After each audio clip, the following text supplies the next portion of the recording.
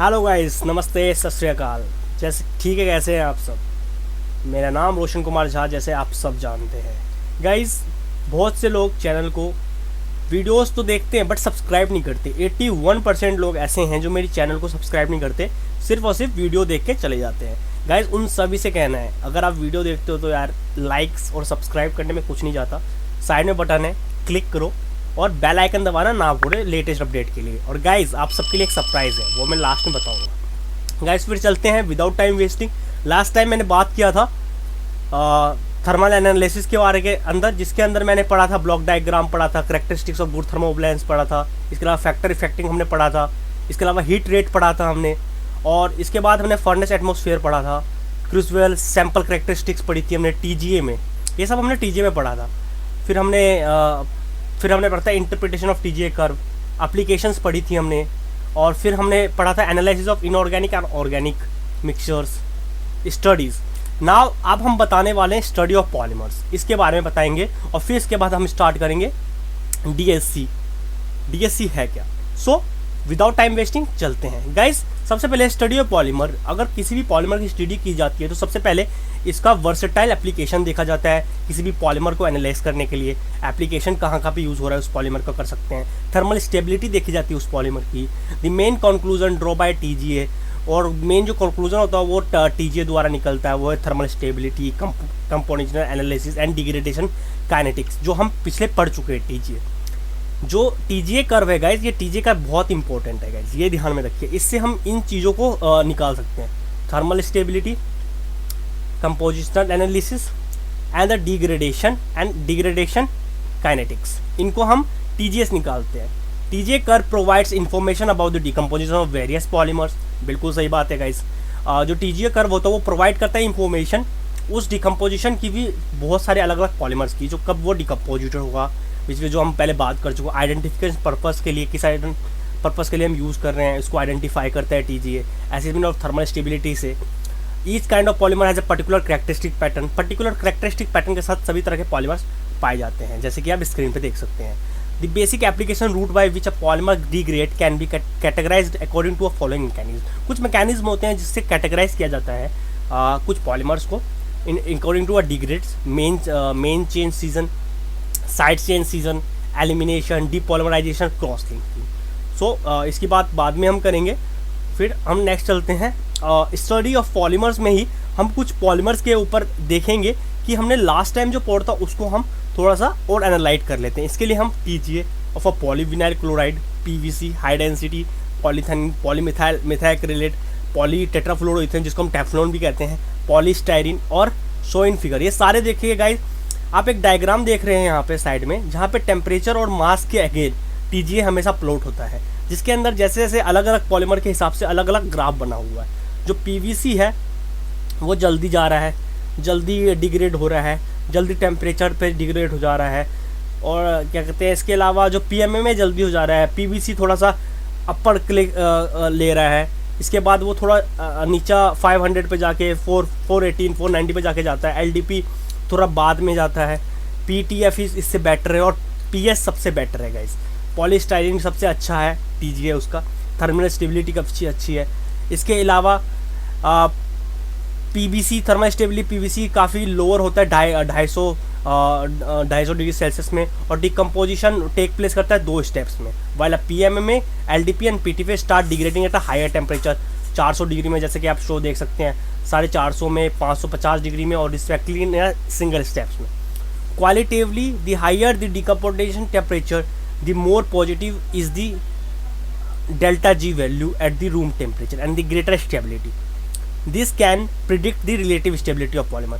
ये सिर्फ प्रिडिक्ट करता है रिलेटिव स्टेबिलिटी ऑफ पॉलीमर की गाइस। रिलेटिव जो होती है वो एक्चुअल से थोड़ी डिफरेंट होती है गाइस। ये सिर्फ प्रिडिक्ट करता है रिलेटिव स्टेबिलिटी पॉलीमर की, और जो जी वैल्यू होता है वो रूम टेम्परेचर पे ही क्वांटिटेटिवली डिकम्पोजिशन टेम्परेचर के अकॉर्डिंग निकाल पाता है गाइस। अब हम बात करेंगे ओके गाइज, अब हम बात करेंगे थर्मल स्टेबिलिटी ऑफ पैनी। गाइज, कोई भी पॉलीमर को लेके ही हम बात करेंगे, और पैनी एक तरीके का हमारा हाई परफॉर्मेंस पॉलीमर है। गाइज, पैनी है क्या, हम पहले इसको बताने से पहले हम थर्मल स्टेबिलिटी को पहले डिस्कस कर लेते हैं। फिर पैनी के लिए मैं अलग से भी वीडियो बना दूंगा, और पैनी basically nothing but the high polymer, the high stability polymer होता है। और पेनी का बेसिकली 2 x और y में कॉम्बिनेशन से मोनोमर्स को तोड़ के पॉलीमराइज किया जाता है, जिसको मैं अच्छे से ब्रीफ बताऊंगा, इसलिए मैं पेनी को अभी डिस्कस नहीं कर रहा हूँ। सो डिस्कस करते हैं थर्मल स्टेबिलिटी पेनी को। So thermal stability up to 3 degree Celsius. जैसे हम जानते हैं हमारा हाई परफॉर्मेंस पॉलीमर है हमारा पेनी, तो हाई थर्मल स्टेबिलिटी तो होना ही है, क्योंकि हीट रेजिस्टेंस पॉलीमर भी होता है एक तरीके का हमारा तो जो हाई परफॉर्मेंस होता है। सेकंड पॉइंट जो कहता है from DTA traces the presence of 5 step mass losses from order Penney was noticed.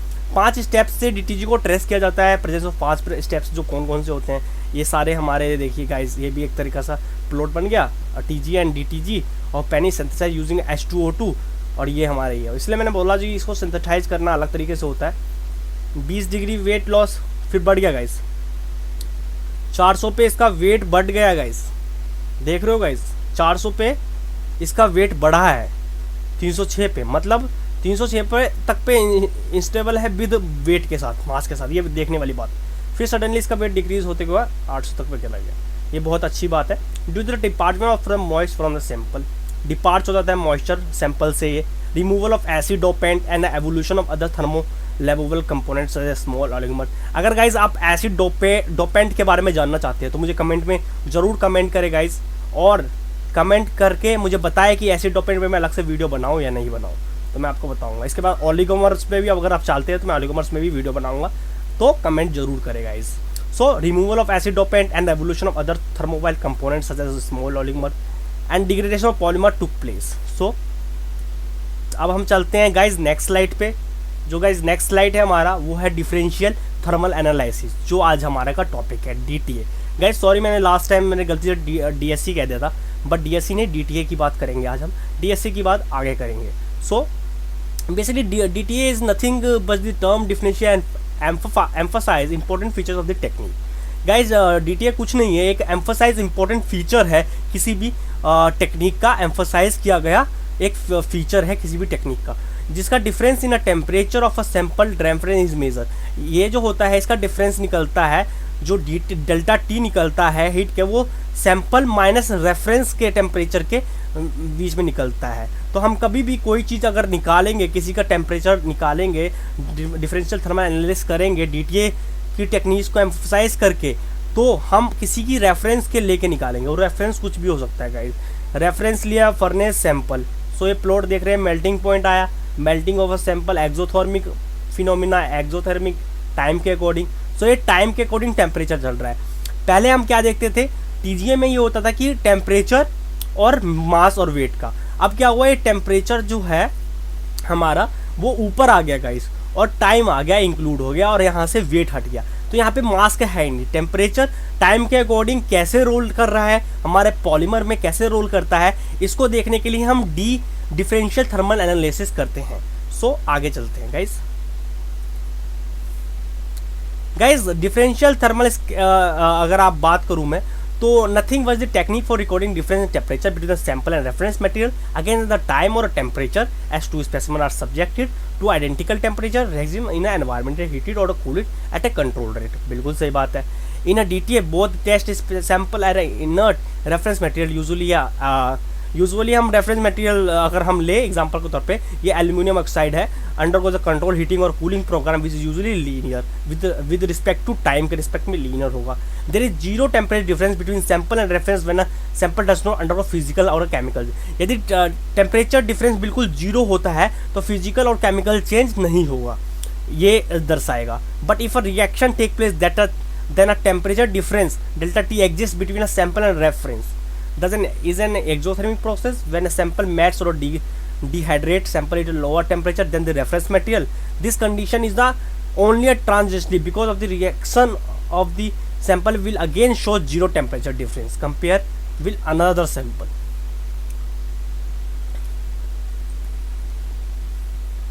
अब मैं फीचर्स की बात करूंगा गाइस, DTA की फीचर्स के बारे में, डिफरेंशियल टेम्परेचर एनालिसिस की फीचर की बात में।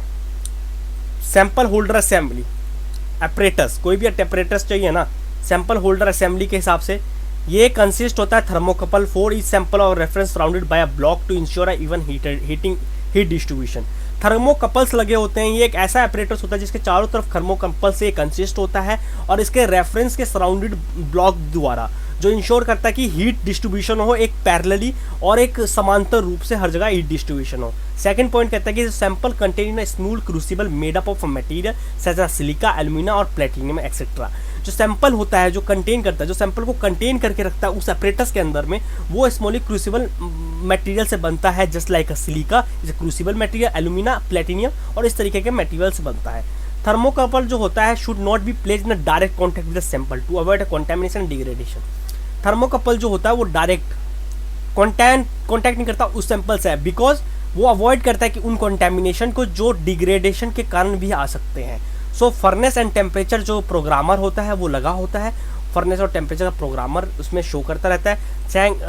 इसके फर्नेस एंड टेम्परेचर प्रोग्रामर में हम बताते हैं कि जो एसेंशियल रिक्वायरमेंट है फर्नेस की, वो शुड प्रोवाइड करती है स्टेबल एफिशिएंसी और a large efficiently or a large hot zone and must be able to respond rapidly to command from a high temperature program। High temperature programme को command करने के लिए इसमें रिक्वायरमेंट होती है फर्नेस के, वो प्रोवाइड करता है, वो प्रोग्रामर के द्वारा प्रोग्राम किया जाता है। सेकंड वन जो टेम्परेचर प्रोग्रामर जो होता है वो एसेंशियल होता है और in order to obtain constant heating rate. Constant heating rate को एसेंशियल करने के लिए ये प्रोग्राम दिया जाता है। सो नेक्स्ट पॉइंट हम पढ़ेंगे ब्लॉक डायग्राम। गाइस पहले भी हमने ब्लॉक डायग्राम पढ़ा था, वो हमने टीजीए में पढ़ा था। ये ब्लॉक डायग्राम है, जैसे कि जिस तरीके से कोई भी मशीन होती है उसको अगर हम दो तरीके से करते हैं, एक तो ओरिजिनल फॉर्म होता है जिसमें मशीन बनी है जो आप देख रहे हो, और एक होता है सिस्टमेटिक डायग्राम जिसके थ्रू से किसी को समझाया जाता है, जिसको हम ब्लॉक डायग्राम भी कहते हैं, जिससे लोग इजीली समझ जाते हैं। ये आइस बॉक्स है गाइस, ये थर्मोकपल 1 से जुड़ा हुआ है। थर्मोकपल कनेक्ट होता है एम्पलीफायर से, जिसे और ये XY रिकॉर्डर है जहाँ पे रिकॉर्ड हो रहा है गाइस। और पर्टिकुलर आप देख सकते हैं कि जो थर्मोकपल 2 है, बहुत सारे थर्मोकपल लगे होते हैं, 2 ही दिए, 3-4 भी लगा सकते हैं आप। ये रेफरेंस मटेरियल है जो थर्मोकपल 1 से, और सैंपल मटेरियल जो थर्मोकपल 2 से जुड़ा रहता है। और ये जो रेफरेंस और सैंपल है वो फर्नेस के अंडर में होता है। ये पूरा फर्नेस का बॉक्स है। ये एनवायरमेंटल कंट्रोल इक्विपमेंट यहाँ पे लगा रहता है जो एनवायरमेंट को कंट्रोल करके रखता है, और सेम जो टेम्परेचर में थर्मोकपल में सेंसर को एब्जॉर्व ना करे उस टेम्परेचर को, क्योंकि एनवायरमेंटल का अगर टेम्परेचर लेगा तो क्योंकि ऑपरेटिंग कंडीशन अलग होती है as compared to environmental condition के। ये माइक्रो प्रोसेसर कंट्रोलर है जो पावर सोर्स से जुड़ा होता है। सो इस तरीके से ब्लॉक डायग्राम गाइस कुछ है। रिप्रेजेंटेशन ऑफ डीटीए को अगर हम रिप्रेजेंट करेंगे तो किस तरीके से करेंगे, ये भी बहुत इंपॉर्टेंट क्वेश्चन है। सबसे पहले plot is made up of delta T. Plot को हम डेल्टा टी से बनाएंगे, ये चीज़ समझ लेने वाली बात है। अगेंस्ट टेम्परेचर के अगेंस्ट, सबसे पहले टेम्परेचर के अगेंस्ट हम टाइम को रखेंगे, ये हमें याद रखना है। यदि हीटिंग और कूलिंग इज लीनियर टाइम के रिस्पेक्ट में है तो, हीटिंग और कूलिंग टाइम के रिस्पेक्ट में लीनियर होगी तो तब इस केस में। सो आप देख सकते हैं DTA signal, furnace temperature linear. अब ये 0 से ये प्लस ऊपर जाएगा तो ये नेगेटिव, ये पॉजिटिव। नेगेटिव की तरह गया तो एंडोथर्मिक, ये एक्सोथर्मिक। 2 रिएक्शंस होते हैं, आपको गाइस पढ़ा हो, जिसके अंदर एंडोथर्मिक रिएक्शन हीट देना, एंडोथर्मिक रिएक्शन हीट लेना। एंडोथर्मिक प्रोसेस कौन सा प्रोसेस गाइस, अगर एग्जांपल के तौर पे अगर आपसे क्वेश्चन पूछ लिया जाए तो क्या होगा, कैल्शियम हाइड्रोक्साइड जब टूटता है कैल्शियम ऑक्साइड में और वाटर में, सो वो हमारा क्या हो गया, टूट रहा है ना सर, एनर्जी दे रहे हैं, तो क्या है, एनर्जी क्या है दे रहे हैं, एंडोथर्मिक है। एक्सोथर्मिक हीट निकल रही है। एक्सोथर्मिक रिएक्शन कौन सा, जब हम चूना पत्थर पानी में मिला देते हैं तो हीट निकलती है, साथ साथ क्या निकलता है, हाइड्रोजन गैस निकलता है, ये एक्सोथर्मिक, ये देख सकते हैं। सेकंड वन आइडलाइज करता है डीटीए कर, वो शो कर रहा है फिगर में जैसे देख रहे हैं। Shape and size peak give a large amount of information about nature of test sample. Sharp endothermic peak जो होता है वो सिग्निफाई करता है चेंज इन क्रिस्टलिनिटी में और फ्यूजन प्रोसेस में, while broad endothermic peak arise from a degradation reaction. जो एंडोथर्मिक का पीक होता है वो अराइज तब करता है जब डिग्रेडेशन रिएक्शन ज़्यादा होती है। तो एंडोथर्मिक रिएक्शन तब ये माइनस की तरफ तब जाएगा जब हमारा डिग्रेडेशन ज़्यादा बढ़ेगा तब, अगर डिग्रेडेशन नहीं बढ़ेगा। और एक्सोथर्मिक तब जाएगा जब क्रिस्टलिनिटी में चेंज आएगा, तो एक्सोथर्मिक का पीक ऊपर की तरफ जाएगा। तो आप ये क्लियर हो जाना चाहिए, अगर नहीं क्लियर तो मुझे कमेंट कीजिए, मैं ज़रूर आपको बताऊँगा। Physical change usually result as endothermic curve, whereas chemical reaction particularly those in exothermic nature are predominantly exothermic। बिल्कुल सही बात है, जैसे मैंने अभी बताया। Factor effect guys, factor affecting DTA curve. Factor effect कौन कौन से करते हैं किसी भी कर्व को, या डीटीए कर्व को किस तरह से इफेक्ट करते हैं, तो इंस्ट्रूमेंटल फैक्टर और sample characteristics, size and shape, sample and furnace holder, material from which sample holder is made and it is corrosive attacks, heating rate, furnace का हीटिंग रेट क्या है गाइस। सो साइज और shape जो है sample का वो factor होता है सबसे ज़्यादा। किसी भी सैंपल का ज़्यादा बड़ा साइज़ नहीं होता है, एक स्टैंडर्ड साइज़ होता है। मटेरियल कौन सा कर रहे हैं हम सैंपल को होल्ड करने के लिए, वो किससे बना है, क्रोसिव अटैक तो नहीं होगा, तो ये भी इफेक्ट करता है। इंस्ट्रूमेंटल फैक्टर से देखा जाए तो हीटिंग रेट भी इफेक्ट करेगा। और सैंपल कैरेक्टरिस्टिक्स से अगर देखा जाए तो अमाउंट ऑफ सैंपल, कितने वक्त में हम सैंपल ले रहे हैं, पार्टिकल का साइज़ क्या है, तो ये सब चीज़ें हमारा बहुत ही इफेक्ट करता है। सो फैक्टर इफेक्टिंग डीटे कर्व इस तरीके से, let us assume this difference heating rate, peak exothermic. Guys मैं तो कहूँगा अगर आप पॉलीमर के स्टूडेंट तो इसको तो ले ही लीजिए, बेशक स्क्रीनशॉट खींच लीजिए और इसको अच्छे से आप पढ़ के एज्यूम कर सकते हैं जो किस तरीके से अगर हम लैब में काम करते हो तो इस तरीके से प्लॉट ग्राफ बनता है जो 20 केल्विन पर मिनट या फिर 10 केल्विन 10.5 की 1 mg का रिकॉर्ड आया है। सो टी शर्ट के ये चीज़ें हैं फैक्टर इफेक्ट करती हैं। Characterization of polymers illustrate various type of transition that used to be encountered during the heat of polymer। जैसे मैंने फोटो खींचा है, एक्सोथर्मिक माइनस की तरफ, एंडोथर्मिक तो इस तरीके से टेम्परेचर के अकॉर्डिंग ग्लास ट्रांजिशन, ये रहा क्रिस्टलिनिटी ऊपर की तरफ जा रही है, मेल्टिंग नीचे की तरफ जा रहा है, देख रहा है ऑक्सीडेशन ऊपर की तरफ जा रहा है, पीक ऊपर जाएगा तो ऑक्सीडेशन होगा तभी, नो ऑक्सीडेशन डिकम्पोजिशन और डिग्रेडेशन के लिए नीचे की तरफ जा रहा है। सो इस तरीके से पॉलीमर मिक्सचर को हम किस तरीके से ये कर सकते हैं। So figure show detail of a picture of polymer, each peak give a characteristic melting point one of the polymer. बिल्कुल सही।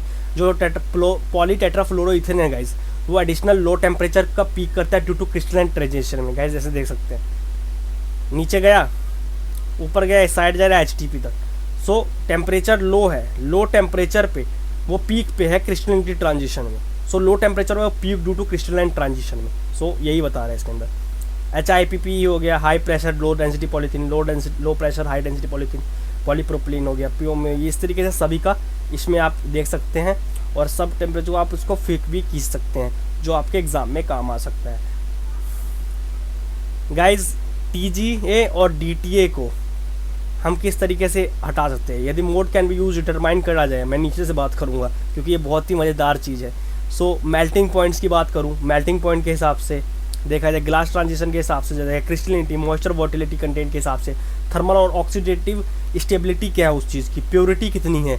सो TGA और DTA कर्व अगर हम बनाए दोनों को तो ये मास के ऊपर बनाए, ये TGA ऊपर जा रहा है, मास ऊपर टेम्परेचर के अकॉर्डिंग, ये temperature delta T exothermic endothermic लिया, ये DTA ऊपर गया क्योंकि ये DTA के अकॉर्डिंग बना है तो ये DTA के ऊपर गया 700 800 900, तो इसमें टेम्परेचर वैल्यू ज़्यादा बढ़ जा रही है, आप देख रहे होंगे एज़ कम्पेयर टू TGA में हमारी ज़्यादा से ज़्यादा जाती थी 500 600 800, यहाँ स्टार्ट ही 500 से हो रहा है। सो आप देख सकते हैं कि ये हमारा इफेक्टिव है और ये ज़्यादा टेम्परेचर और हाई परफॉर्मेंस पॉलीमर के लिए ज़्यादा इफेक्टिव है एज कम्पेयर टू DTA। और क्योंकि इसमें टेम्परेचर टाइम के अकॉर्डिंग हम देख रहे हैं तो ये टाइम के अकॉर्डिंग और वो मास के अकॉर्डिंग है, तो मास कितना घट रहा है, डिग्रेडेशन की वैल्यू मास ग्राम में कितनी आ रही है, तो वो उसको दर्शाता है। अब हम गाइज नेक्स्ट क्लास में आगे हम बात करेंगे डिफरेंशियल स्कैनिंग कैलोरीमीटर की। गाइज लास्ट पॉइंट रहेगा हमारा ये, इसके बाद हम इसका ख़त्म कर देंगे और हम हाई परफॉर्मेंस के पॉलीमर पे नेक्स्ट चैप्टर पे जाएंगे, LCP liquid crystalline polymer. Guys अगर अपने वीडियो को सब्सक्राइब नहीं किया तो चैनल को सब्सक्राइब, लाइक और शेयर करना ना भूले। तब तक के लिए गाइज मैं चलता हूँ, जय हिंद। और गाइज अगर आप वीडियो देखें तो सब्सक्राइब जरूर कीजिएगा और ये लास्ट में जो बेल आइकन दबाना है उसको दबाना ना भूले। तब तक के लिए जय हिंद दोस्तों, मुझे नेक्स्ट वीडियो बना दें। ज़रा रुको रुको रुको,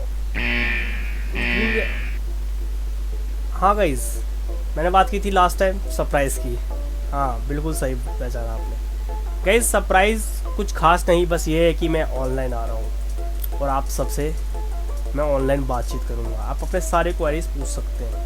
सो बहुत जल्दी आपको पता चल जाएगा कि मैं कब ऑनलाइन आऊँगा, लेकिन इतना ज़रूर है कि मैं हॉलीडे के अंदर आऊँगा। वो हॉलीडे संडे भी हो सकता है या फिर कोई फेस्टिवल। सो अगर आप चाहते हैं मैं आपके हर सवाल का तो उस इवेंट को ज़रूर आप करें। इससे पहले मेरे चैनल को सब्सक्राइब, लाइक और शेयर करना ना भूलें। ज़्यादा से ज़्यादा शेयर कीजिएगा और ज़्यादा से ज़्यादा इसको एंगेज कराइए, जिससे कि मेरा ये जो नॉलेज को फैलाने का जो मेरा एक मोटिव है वो एक सफल हो सके। तब तक के लिए जय हिंद दोस्तों, गुड बाय।